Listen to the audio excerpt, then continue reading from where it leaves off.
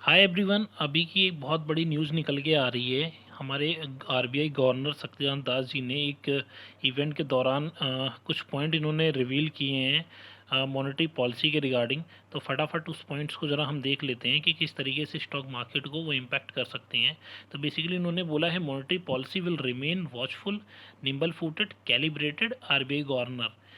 इन्होंने बड़े सावधानी तरीके से और इन्होंने बहुत चालाकी से अपने मूव आगे फुट फॉरवर्ड करने वाले हैं।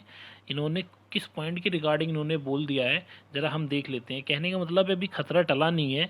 और बेसिकली इन्होंने किस पॉइंट के रिलेवेंट ये बातें बोली हैं, ज़रा वही पॉइंट हम डिस्कस कर लेते हैं। RBI rate setting panel has hike the key policy repo rate by a total of 140 basis point since early May and is expected to raise the rate again as it seek to curb inflation। मतलब पहले जो 140 basis point का hike हुआ था उसके अलावा ये कह रहे हैं is expected to raise the rate again, दोबारा ये रेट इंक्रीज कर सकते हैं इन्फ्लेशन को कम करने के लिए।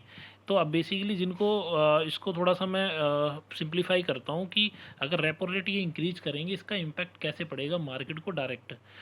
पहले देख लेते हैं रेपो रेट होता क्या है। रेपो रेट जैसे जो हमारे बैंक्स हैं एच डी एफ सी, आई सी आई सी, अब ये बैंक आगे सपोज लोन लेते हैं या पैसा लेते हैं आरबीआई से।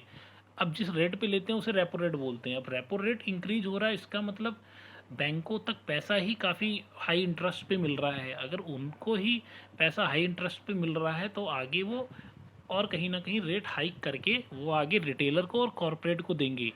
तो इस केस में जो जहाँ लोन लेना बहुत इजी हो जाता था वहाँ बड़े बड़े जो इंडस्ट्री है या जो बड़ी कंपनियां जो एक्सपेंशन करना चाह रही हैं उन्हें पैसों की नीड है, कहीं ना कहीं वो चीज़ रेट हाइक के कारण रुकेगी। और वो रुकने का मतलब कहीं ना कहीं उनकी ग्रोथ रुकना। और अगर उनकी ग्रोथ रुकेगी उनका सेल्स कम होगा, कहीं ना कहीं मार्जिन डेंट होगा। सेल्स गिरेगी, मार्जिन डेंट होगा तो कहीं ना कहीं उनका प्रॉफिट भी डाउन होगा।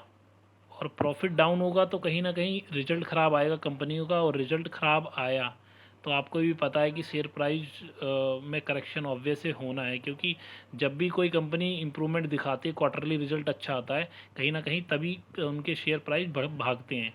अगर क्या नाम है उनकी सेल्स और उनके मार्जिन पे डेंट पड़ेगा तो आप देख लो प्रॉफिट पर कहीं ना कहीं फ़र्क पड़ेगा, तो शेयर प्राइस पे ऑब्वियस फ़र्क पड़ेगा। तो बेसिकली इस इन्होंने यही पॉइंट यहाँ पे डिस्कस किया था। तो इसी तरीके की वीडियो अगर आपको अच्छी लगती है तो आप चैनल मेरा सब्सक्राइब कर सकते हैं, क्योंकि जितना हो सकता है मैं लाइव एनवायरनमेंट से बिना किसी डिले के मैं डिलीवर करता हूँ न्यूज़ को। तो अगर ये चीज़ सही लगती है आपको, आप लाइक कर सकते हैं, शेयर भी कर सकते हैं और सब्सक्राइब करना